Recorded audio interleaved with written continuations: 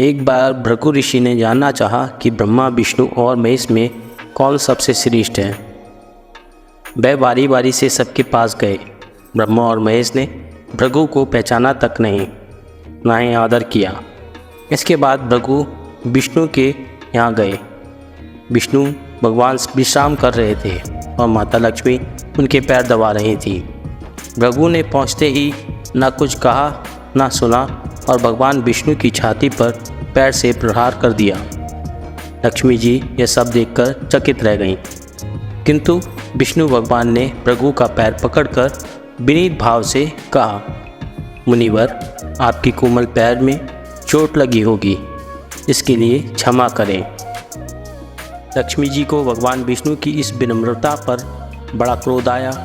वह भगवान विष्णु से नाराज होकर भूलोक पे आ गई तथा कोल्हापुर में रहने लगी। लक्ष्मी जी के चले जाने से विष्णु भगवान को लगा कि उनका श्री और वैभव ही नष्ट हो गया और उनका मन बड़ा अशांत रहने लगा। लक्ष्मी जी को ढूंढने के लिए वह श्रीनिवास के नाम से भूलोक आए। घूमते घूमते वेंकटचल पर्वत क्षेत्र में बकुला माई के आश्रम में पहुँचे। बकुला माई ने उनकी बड़ी अवगत की, उन्हें आश्रम में ही रहने को कहा। एक दिन जंगल में एक मतवाला हाथी आ गया। आश्रमवासी डरकर इधर उधर भागने लगे। श्रीनिवास ने यह देखा तो धनुष बाण लेकर हाथी का पीछा किया। हाथी डरकर भागा और घने जंगल में अदृश्य हो गया। श्रीनिवास उसका पीछा करते करते थक गए थे। वह एक सरोवर के किनारे वृक्ष की छाया में लेट गए और उन्हें हल्की सी झपकी आ गई। थोड़ी देर में शोर सुनकर वह जागे तो देखा कि 4-6 युवतियाँ उन्हें घेरे खड़ी हैं। श्रीनिवास को जागा हुआ देखकर वे डपट कर बोली, ये हमारी राजकुमारी पद्मावती का सुरक्षित उपवन है और यहाँ पुरुषों का आना मना है। तुम यहाँ कैसे और क्यों आए हो? श्रीनिवास कुछ जवाब दे इससे पहले ही उनकी दृष्टि वृक्ष की ओट से झांकती राजकुमार की ओर गई। श्रीनिवास पद्मावती को एकटक देखते रह गए। थोड़ा संयत होकर कहा, देवियों, मुझे पता नहीं था, मैं शिकार का पीछा करता हुआ यहाँ आया था। थक जाने पर मुझे नींद आ गई, इसलिए क्षमा करें। श्रीनिवास आश्रम में लौट आए किंतु बड़े उदास रहने लगे। एक दिन बकुला माई ने बड़े प्यार से उनकी उदासी का कारण पूछा तो श्रीनिवास ने पद्मावती से भेंट होने की सारी कहानी कह सुनाई। फिर कहा, उसके बिना मैं नहीं रह सकता। बकुला माई बोली, ऐसा सपना मत देखो।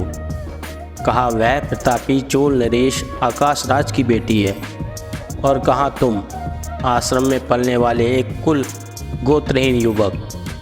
श्रीनिवास बोले, माँ, एक उपाय है, तुम मेरा साथ दो तो सब संभव है। बकुला माई ने श्रीनिवास का सच्चा प्यार देखकर हाँ कर दी। श्रीनिवास ज्योतिष जानने वाली औरत का वेश बनाकर राजा आकाश की राजधानी नारायणपुर पहुँचे। उनकी चर्चा सुन पद्मावती ने भी उस औरत को महल बुलाकर अपना हाथ दिखाया।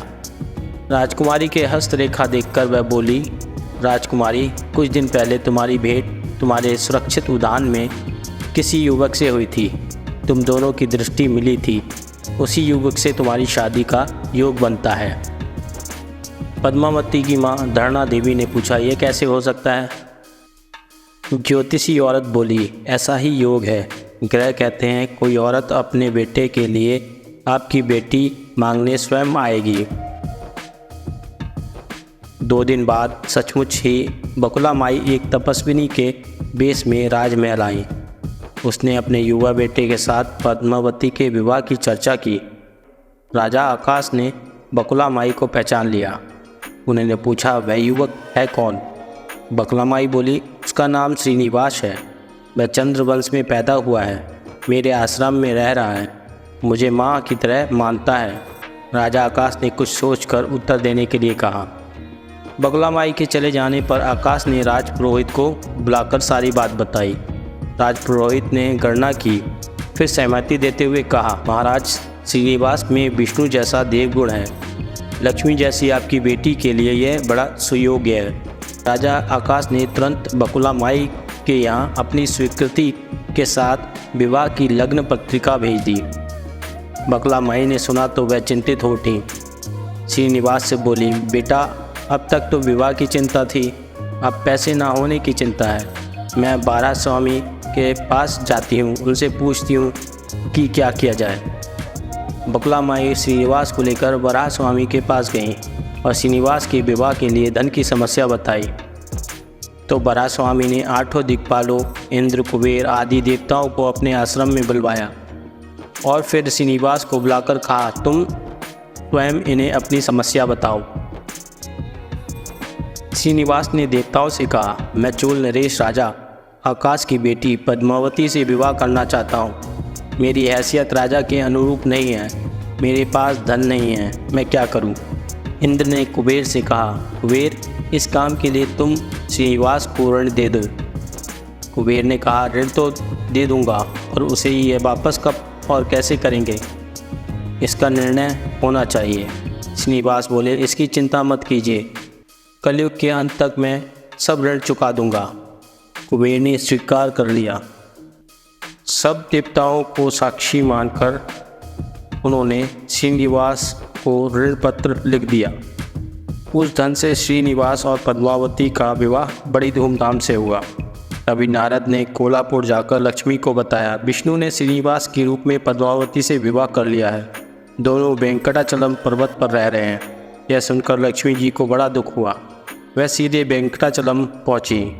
विष्णु जी की सेवा में लगी पद्मावती को भला बुरा कहने लगी। श्रीनिवास विष्णु रूप में पति हैं, तूने इनके साथ विवाह क्यों किया।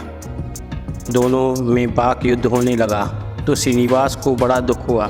वे पीछे हटे और पत्थर की मूर्ति के रूप में बदल गए। जब दोनों देवियों ने यह देखा तो उन्हें बड़ा दुख हुआ कि श्रीनिवास तो अब किसी के ना रहे। इतने में शिला विग्रह से आवाज़ आई, देवियों मैं इस स्थान पर वेंकटेश्वर स्वामी के नाम से अपने भक्तों का अभिष्ट पूरा करता रहूँगा। उनसे प्राप्त चढ़ावे के धन द्वारा कुबेर के कर्ज का ब्याज चुकाता रहूँगा।